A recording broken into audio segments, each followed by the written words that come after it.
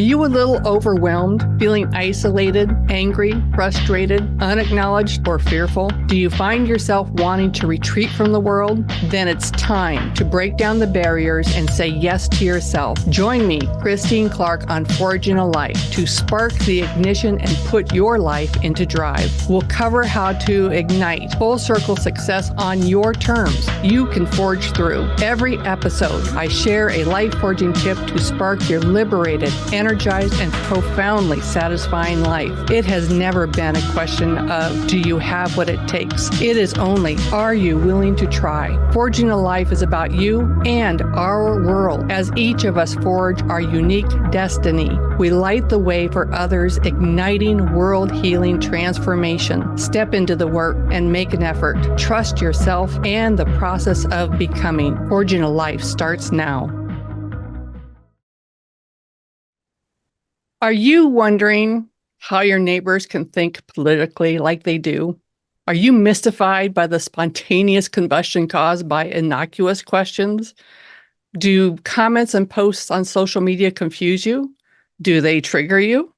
Can you feel the divide? Are you wondering where open dialogue went? What happened to our collective ability to converse? Well, you're not alone. My guest today and I are in this along with you, and also huge swaths of humanity. This is Forging a Life. I'm your host, Christine Clark, and the hard news is there are no easy answers. The great news is that Sean Smith and I are going to shed some light on the mental and emotional dynamics that are at play in society. My guest is Sean Smith, an actor, author, poet, speaker, and master neural-transformational coach. He's a dedicated student and quite often a guru in all areas of human behavior. Self-professed mismatcher, Sean revels in the deep dive, sounding out the complexities of our human psyche. Welcome to Forging a Life, Sean. I am lit up about our topic today and having you with us. Me too. I can't wait. Yeah, these are big conversations. So important. So important. Absolutely. Absolutely. When you can understand a little bit about how things are coming about or what the dynamics at play, you're more informed and it's easier to understand, maybe easier to find some compassion, empathy, especially across divides where people are like, what the heck? Yeah. Go ahead. I just like the way that you teed it up. Like, is it tough to understand people's stances, beliefs, and there's so much that can fit into this. It's not just politics. I mean, politics is one of the things that I'm sure we'll get into and put it as a context here, but it's so frustrating when we just can't understand something, or we want something, we want to connect with people or understand people, and we just don't know how. We don't know the questions to ask. And so if any of you out there listening are frustrated, I get it. We get it. Yeah. But it also means that you care about something that you just aren't currently able to do. So, let's get into some ideas of what's worked and what absolutely hasn't worked, and, what our suggestions are. It's a big issue for our world. It is. And I remember several years back, you talked about, you had opened up and invited people into conversation with a particular past presidential candidate. They were followers of this person, and you opened space to just have people talk about why, what the draw was. And I remember thinking two things, Sean. I remember thinking, boy, you are a glutton for punishment. And then the other one is, why even go there? But I know that you are just driven by curiosity and stepping into something. But what drives you to seek out engagement with people across social divides? Yeah, and is it okay for me to give the details? Or would you prefer not to? It's okay if we don't. Talk about what, why you even go there. Yeah. Why you even went there. What, I mean, because yeah, you touched on it. I've always had this drive to understand human behavior. It's why I got into the coaching world and public speaking and just the personal development world. I'm also a big mismatcher, as you kind of alluded to.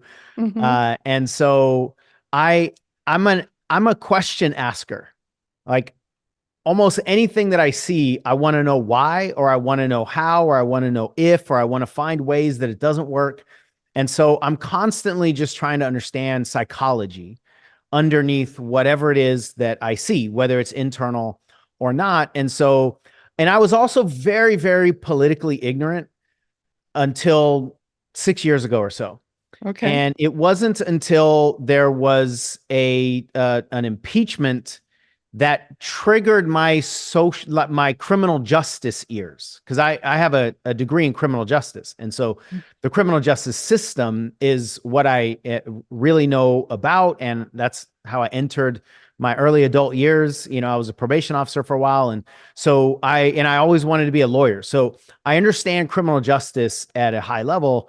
And when I saw it in the political world, I was just interested at a level that I've never cared about politics whatsoever. From the outside, I thought politics was nothing more than a big old bloodbath, and no matter what happens, no matter who's in the president, who's in the office, nobody's happy. And so I didn't even want to be involved. I had kind of made promises to myself that I would die without voting, without knowing what a Democrat is or a Republican is. I genuinely didn't know. I didn't know who Clinton was. I didn't know who Reagan was. Like, I knew who they were. I heard. I didn't know anything about policies or what team they were on. Nothing. It wasn't until I was intrigued with something that I know about, which is criminal justice in this context, that I started to pay attention. And then I got into the whole world of social media, and I started to share, ask questions. And then I was really confused. So part of the answer to your question is it was ignorance. Okay. I didn't know how Okay. these conversations go because Hmm. I've never been in them before. And so when I started asking questions about things that friends of mine were saying, and then got the blowback that I was getting, I was genuinely surprised by it. But then I was Right. shocked by it. But then I was hooked by it, right? Because Right. wait, Because I asked. right, where does this blowback come from? Why is this so volatile? Yeah. Exactly. I wasn't prepared for that because Hmm. I wasn't involved in this world, not just online, but in these conversations at all. I've just never been in them. And so, but that caused me to be more intrigued than repelled. Right. And so Uh-huh. then, and I had relationships with some of these people. And so I leaned on some of the relationships, and looking back, I genuinely didn't care if the relationships continued. Because, like, these people weren't like adding a whole lot to my life. They're not paying my bills or whatever. So I was willing to poke and prod and go, yeah, but what about this? And what about this? And that doesn't make sense. And I'm thinking like a lawyer, and I'm also a trained debater.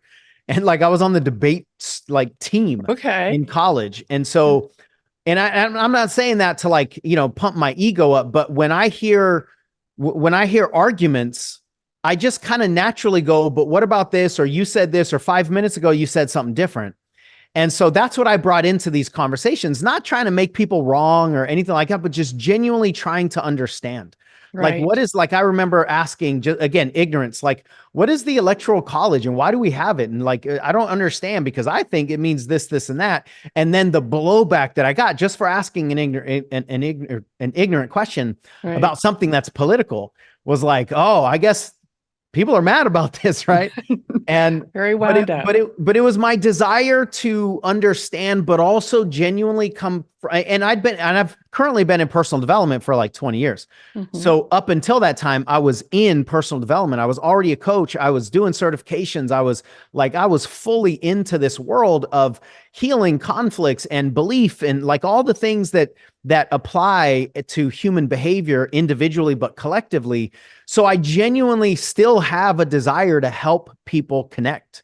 And I think one of the things, maybe the biggest thing that we're missing in the world today, is connection.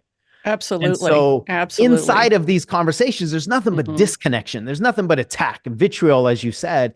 So I also have a desire, and I believe that if I can take virtually anybody on opposite ends of any aisle, it doesn't matter whether it's politics or racism or beliefs or, cultures of any kind or programming of any kind, I think we can find connection. And I think given enough time, these two human beings can see themselves in each other, but Hmm. it takes effort. And you Yeah. can't do that on social media. But I to this day, I still have a heart to do that. And so that's why I went in and like you said, there was some tough conversations, and it genuinely shook me. I also don't want to pretend like it didn't bother me. It genuinely bothered me. Right. And there were tears. I cried. I didn't understand. I talked about it in therapy many, many times. And so I've gotten in there, in the undertow of all this stuff, but I know that there is a possibility to connect and to unify people, but you've got to know where to go, and it's got to be worth it to you. And I'm sure we'll dive into more of that going forward. Right. Yeah. And I think that's where wanting to take the show into some of this direction where we're looking at some other things and looking at racism, looking at people that are on different sides of lines and trying to bring it together. Yeah. Because I have that same foundational belief that at the heart, at the root, humanity has way more in common than our differences. Yeah. And how do we see that in each other? And in today's society, as it continues to seem to get more and more volatile, that ability to connect has been diminished. And so, right, this is what's drawing me in, is how do we change this trajectory? How do we do something different? And you had a conversation, we spoke a little while ago, and you were talking about how some of the dynamics of what's happening mentally, emotionally with people comes from tactics and energies from cults. That there's like this reflection, and it's not cult, but there's the similarities on how our psyches are getting wound up. And I thought, Yeah. wow, if we can understand maybe we can learn how to connect with people or what not to do. And I would like to just kind of launch into this, if it's okay with you. We're going Yeah. to skip the first break and just kind of run with Love it. this. So there were several different parts and pieces. And the one that stuck out to me was this, you said there's a tactic of disorienting people, overwhelming them with information. And I thought, oh my goodness, wow, we are in information overload All the society. time. It's like, no wonder we're feeling disoriented, because it just doesn't stop. It's like, okay, so this is one of the pieces that's affecting us. Yeah. So just the word cult, I think, is threatening to a lot of people. But this is why we have to understand the deeper concepts, right? Cults use manipulation tactics to get people in. Right. Network marketing companies use manipulation tactics to get people in. Religious programming use manipulation tactics. Industries, our religions, our schools. So nothing is neither right or wrong, good or bad, unless you look at the intentionality of it, right? So when we compare something to a cult, because I remember learning how to get cult-like followings in business, and in that regard, it was a positive thing. You want people in your brand to feel like they have cult connection, right? So I think it's important when we dive deep, we remove the judgments of right or wrong and just go, what works here?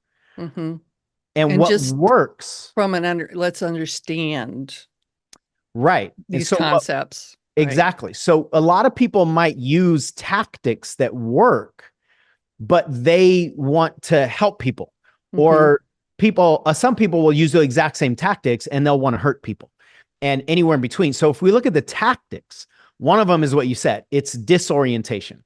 It's, first of all, it's finding something that somebody is vulnerable about. And it could be an insecurity. It could be a disconnection. It could be feeling like they don't belong. It could be a certain belief that they're really connected to.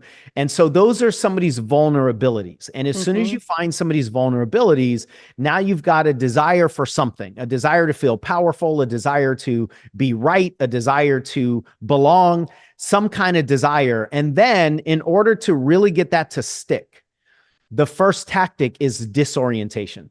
and disorientation. And now I'm not a cult expert, so I'm not pretending to be one, but I'm so fascinated by it. I've listened to so many podcasts and studied a lot of it.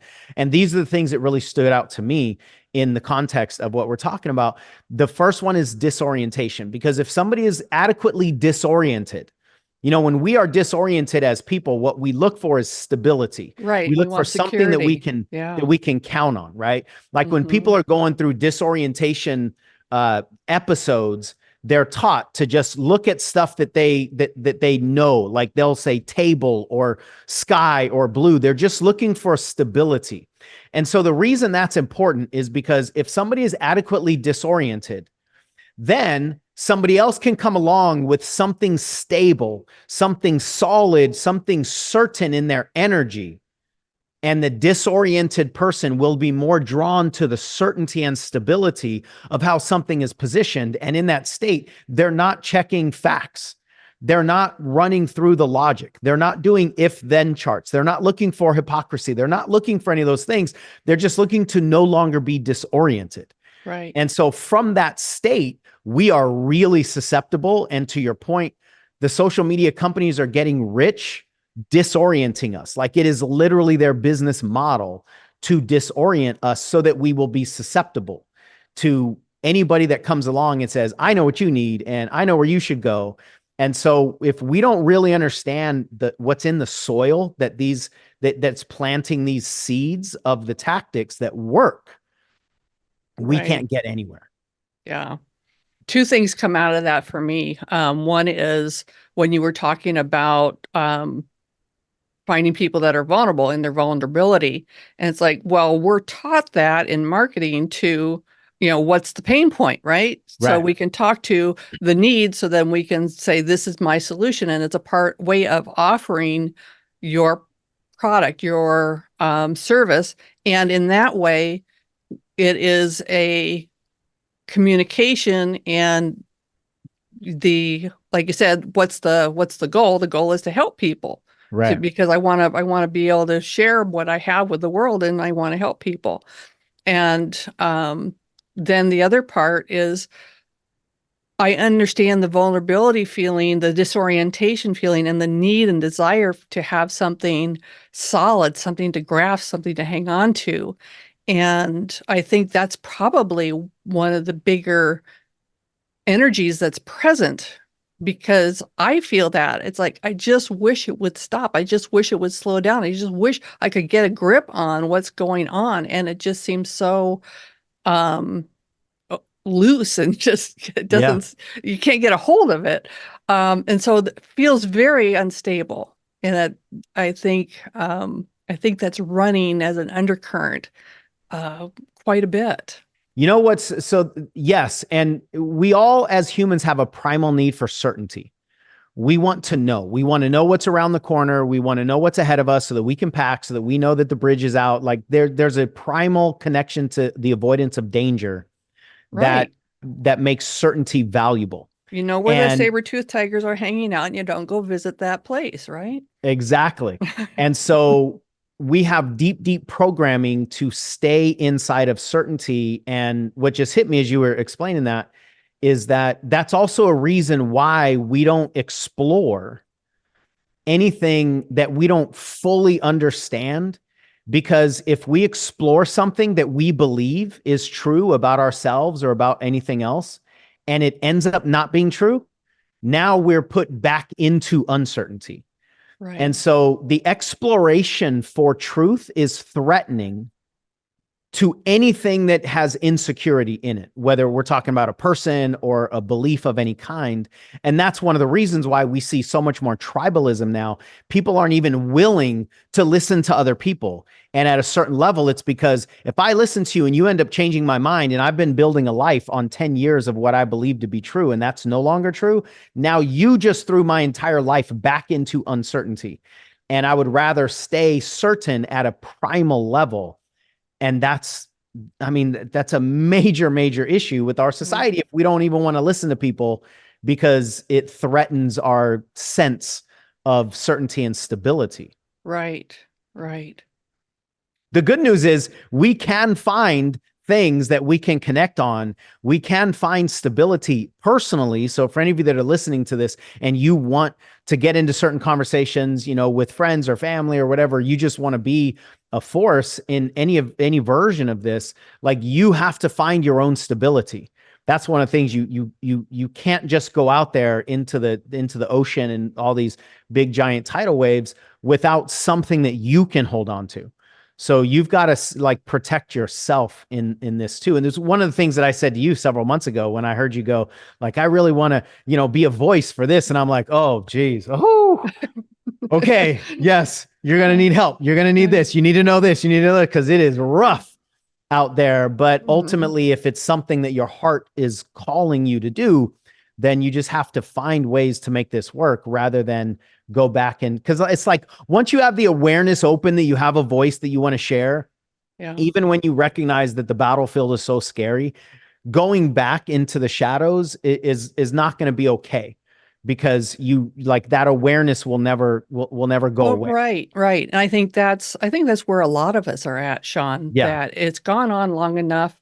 And I know that there are way more people who see it, feel it, know things need to change. And so the option to sit on the sidelines or sit in my home and just stay protected there and It's not safer. engage, not do anything is a choice to allow what's the energies that are running over people to continue to do so. It's like, that's unacceptable for me at this point in my journey. It's like, there has to be something, some way of doing something. And you talked about the wall. It was a image that you shared that there's this dividing wall and the people that are really close to the wall are lobbing the hate and the misinformation and the energy, and they're angry, and so the people that are close to the wall hear and see all the angst and the fight and the digging heels in.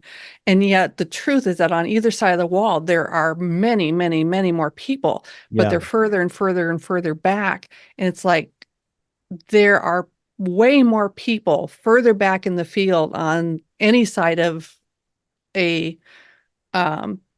division that are not so entrenched with the fight that you can talk to them. They want to talk, they want to connect, they want to feel that humanity piece like so many of us do. And it's like, okay, that gives me hope. You just have to realize that you might not be able to see all over the wall, but if you back up far enough, if you could see far enough, there are way more people out there that, they're holding on to this piece and this is a belief, but it doesn't mean that they're not open to also connecting or having the conversation or understanding. Yeah, that's such an important piece. And the problem is, and I don't see a solution to this problem. The problem is the minority, and we're talking a very, very small minority. We're talking about single digit percentages, 3% of the people on either side of the wall control nearly all of the narrative. They control because they're the fighters. They're the ones that oftentimes feel meaning in their life by fighting. Like, and so everybody else, like, we're not fighters. We're way more sensitive. We don't find meaning in battle. And so the problem is not only are the extremely minority voices the loudest voices, they're the most consistent voices. They're the most constant voices. So to the people on either side of the wall that you can't see through, we think everybody on the other side of the wall is represented by those voices. And the majority of the people on the other side of the wall think that everybody on this side of the wall is represented by the voices that they hear. And that's why there's so much of these attacks. And so a lot of the people that really want something, they want to contribute to the solution. It's scary because as soon as they say something, they get all the pushback, they get attacked. Right. And those attacks are really for the people that have the microphones, but it's still dangerous. It's scary. It's not fun. And then what do? So now you have this tiny minority of people on any side that control virtually the entire playground. And but here's the problem. Here's why I say I don't know what the solution is. It's profitable. As long as Mm, polarization is profitable, right. who's going to stop it? Right. I mean, is there a theoretical solution? Yeah. The theoretical solution is the 90 to 95% of us who actually want to live together on a society that isn't all about fighting each other. We would need to overtake the small minority. And it's Mhm. possible, but we're not fighters. So like we're not going to be Right. the ones that like Yeah. what's required is not in those people in order to do that. And so the money is being made by the polarization. And as long as polarization is profitable, I don't Yeah. know a real solution. I don't know a practical solution. I know a theoretical one, but I don't know a practical one until polarization is no longer profitable Right. And at a grand scheme level, at least, right. right? Yeah. At a We grand can, scale, because the the 97%, the rest of us are still out here. We're still yes, having these conversations. We still are desiring to connect, to right some of the injustices, to shift some of the rhetoric. And so we don't have the big guns because right. that's not how we're built, but we do still have the small conversations, the small bits, those, Yeah. those conversations. You and I, we're having this conversation now. So more people can hear that this is what's going on, and to realize that this fight and the energy that are coming from such a small number of people, that most people are still really, really have humanity in them, want Yeah. to connect, want to understand each other, want to be able to believe what they believe without shutting out or denying other people their own beliefs. And Yeah, we are which, actually the vast majority. And so that helps to right. know. But then we have to actively go seek that out. We have to go Yeah. seek out the people that are the silent majority. And so with that choice, two things come up for me. And I know I'll do it quick because I know we're on a close to a break here, but we need to understand that we're not going to change the system. And in reality, the systems that I see injustice inside of are centuries old. So I'm not going to change that with a few years or even a few decades. But here's the second point. We'll come back to that, Sean. I'm going to cut you Okay, off because I want perfect. to give them the juice after the break, and Oh, we'll good be able to cliffhanger. expand on that. Right. So we're going to take a short break. I'm your host, Christine Clark. There is a Hash It Out session available to you on forginglife.com. You can find me there. My guest today is Sean Smith. And of course, your life forging tip is still coming up. We're going to come back and continue the juice right after this break.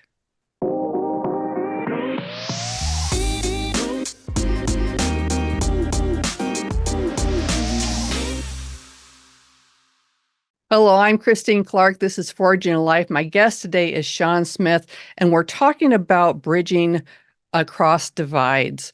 In the first section, we really talked about kind of the realities of the energies that are happening in society, and we're going to just talk a little bit about solutions, about how we can connect, how we can um, team up, have conversations, open up, and begin the process of collecting um, the 97% of us who are interested in living together in harmony. Um, Sean, go ahead. You were talking about some things on the break about Yeah, just what's out there, and what we're doing or how we can move forward, at least recognizing what's possible.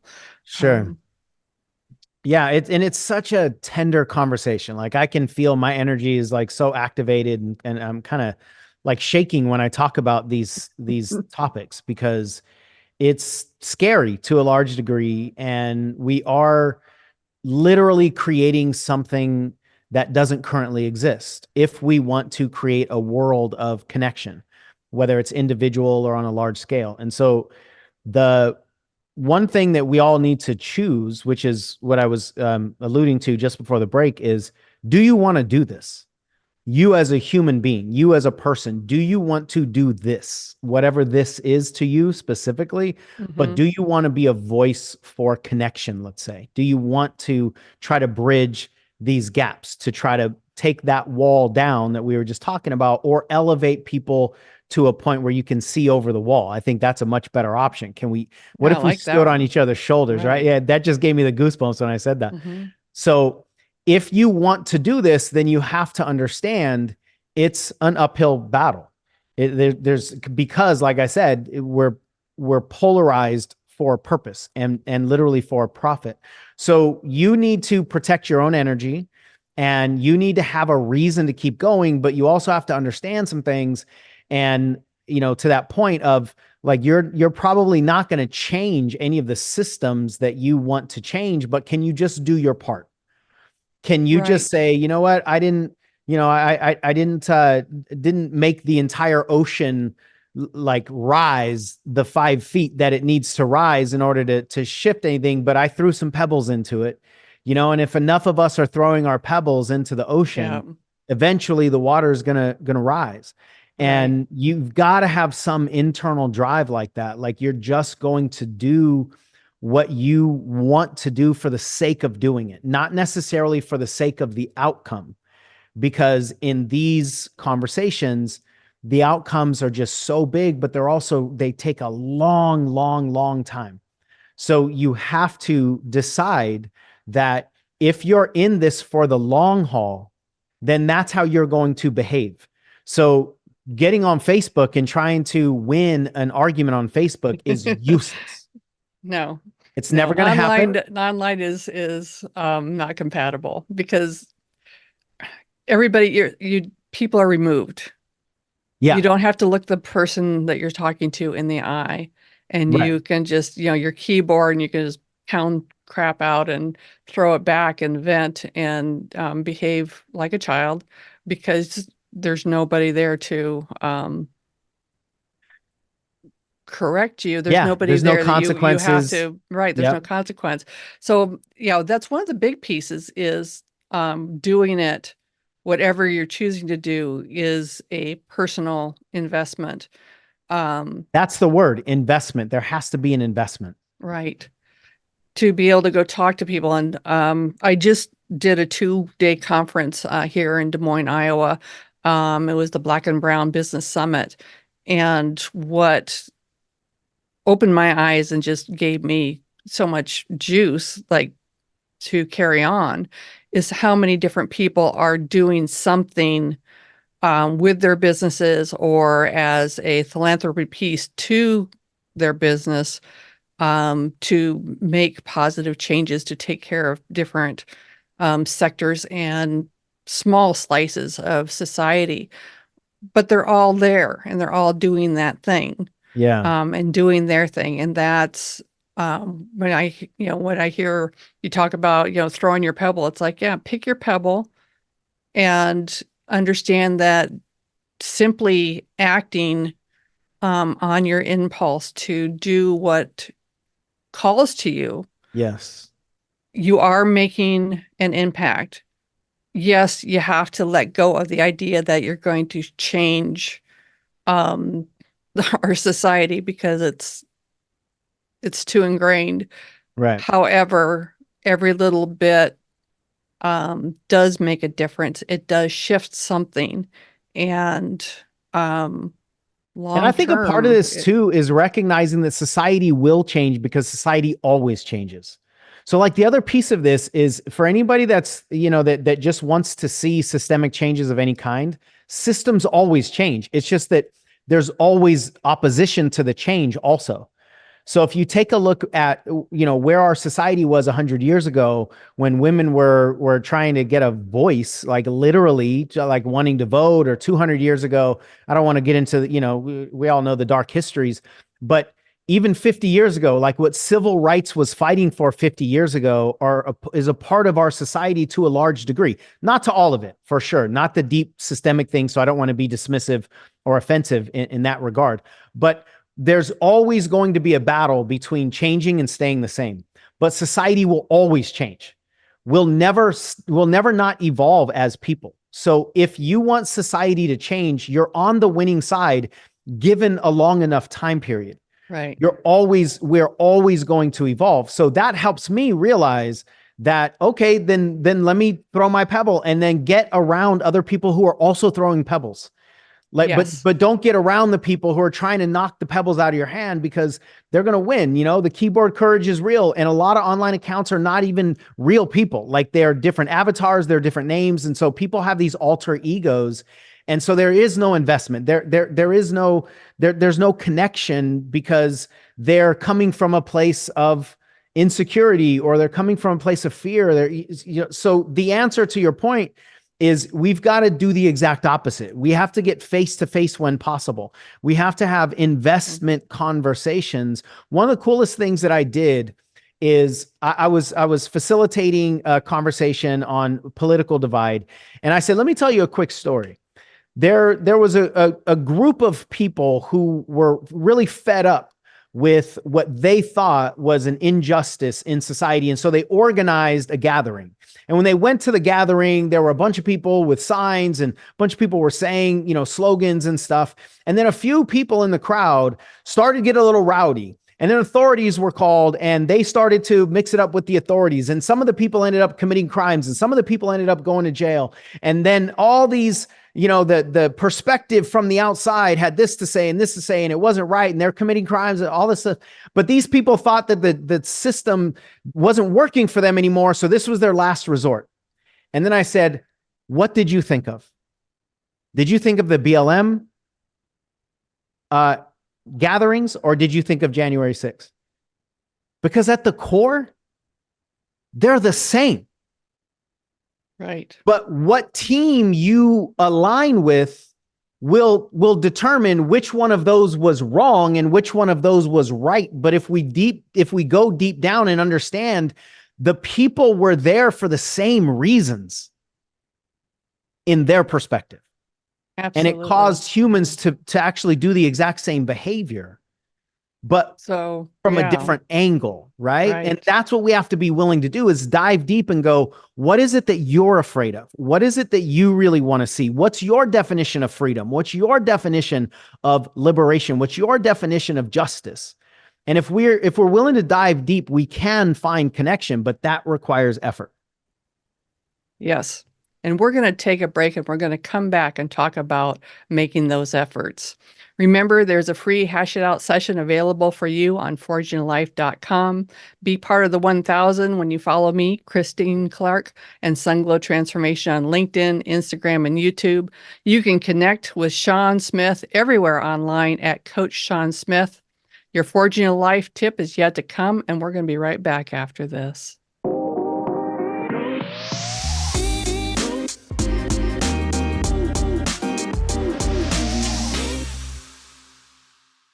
Hello, I am Christine Clark. This is Forging a Life. My guest today is Sean Smith. We've been talking about bridging divides, and want to talk about how to engage with people, how to start bringing people together, how to take your stone and find other people that also have stones to improve and raise the level of the ocean. And so I want to just kind of look at that, because conversations can be had. And it's just a matter of having awareness and taking the steps one at a time. There is a RACE model, RACE, where R is reflect, find your calm, prepare, listen, and refresh your own personal story. Just come to a conversation centered. Then ask. Ask open-ended questions. Learn about the experiences of the person in front of you. And just let them talk, and just let yourself be open to understanding them.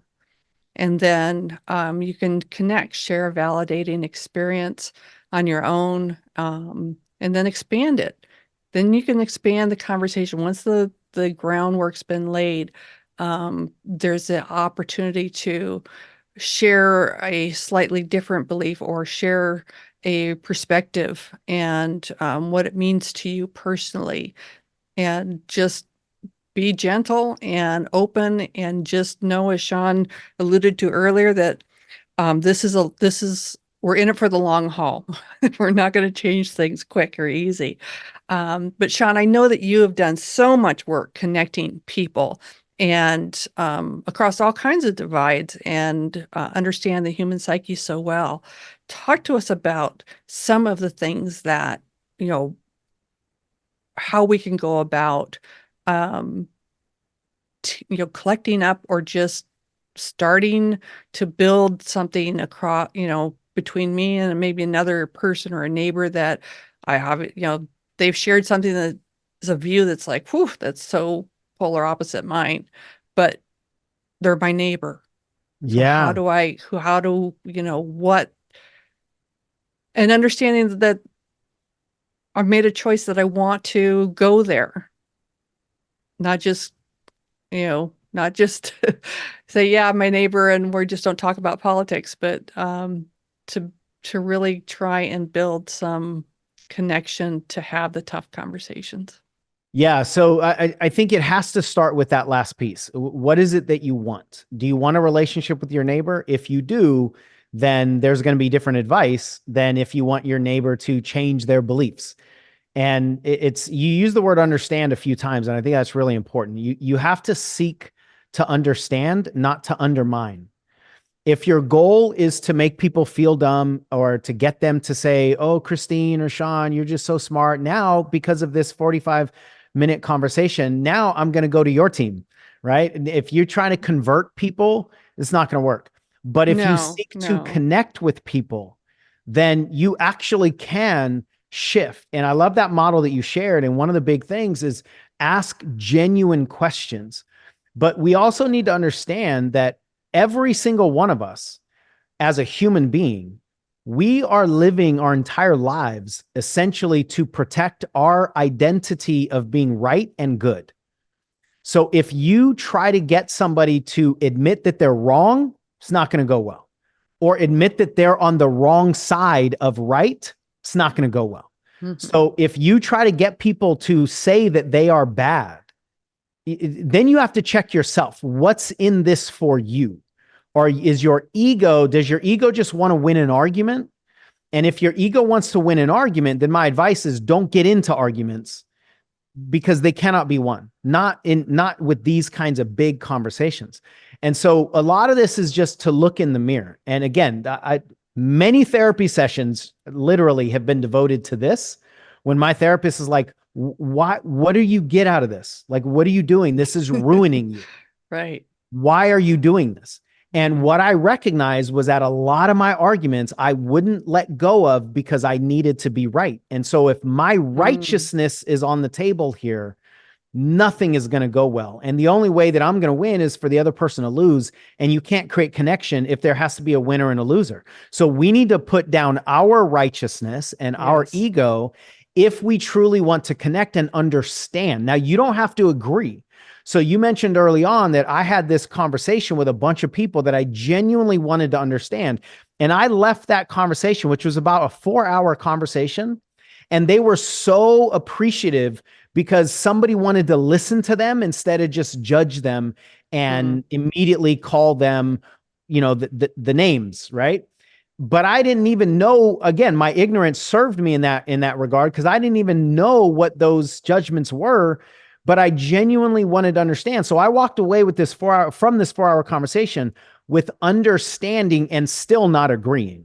I didn't agree with them, but I understood what they wanted, and I understood what they were afraid of, and I could have compassion from a place of understanding. And I think that's really important. Can I have compassion for somebody that I don't agree with? And the answer is yes.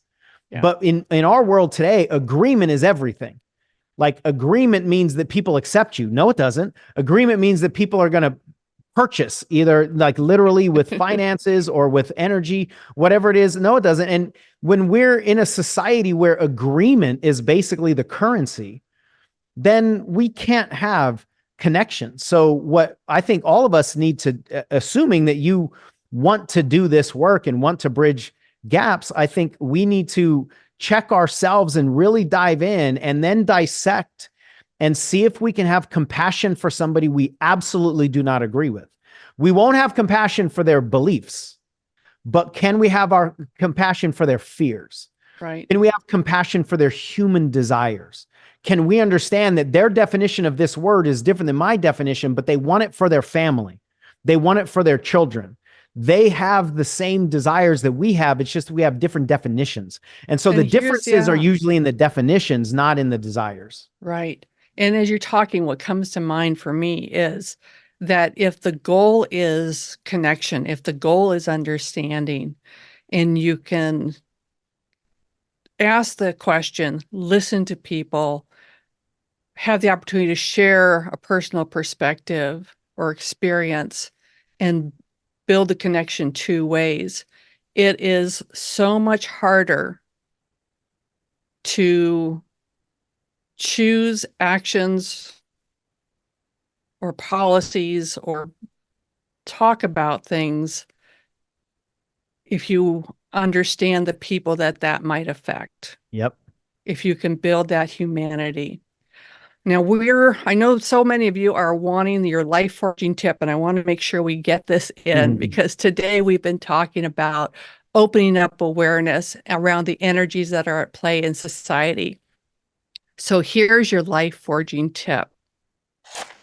We are inundated 24/7 with information overload, incomplete facts, disinformation, emotionalized rhetoric, all ramping up the stress levels and triggering our fight, flight, and freeze response.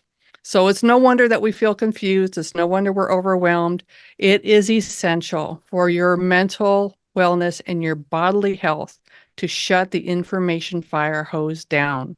So my recommendation, go total media blackout. Remove all news, all social media from your life for 2 weeks. No radio, TV, print, or online information for 2 weeks. I guarantee nothing in the world is going to change in 2 weeks. I promise your head will clear. I promise you will feel more centered.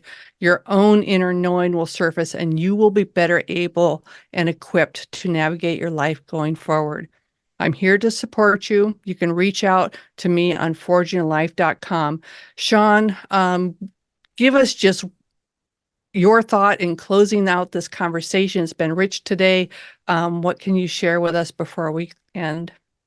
Yeah, just to add on what you said, our disorientation is largely a function of our external input.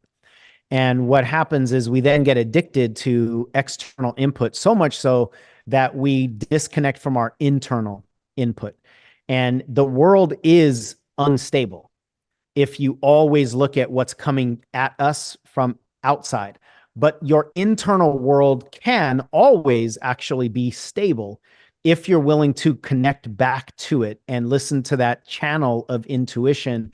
And so find your stability inside. One of the things I tell all my students that are in any kind of evolving journey or entrepreneurship is, don't seek to trust the terrain, seek to trust the traveler. Because if you trust the traveler, you can handle the terrain. Absolutely. Thank you for being with us for the conversation today, Sean. Thank you for all of our listeners. This has been wonderful. You each have a way to uplift society, claim it, engage, and together we will change the tide as long as we keep forging through. I am Christine Clark. This is Forging a Life, igniting full circle success.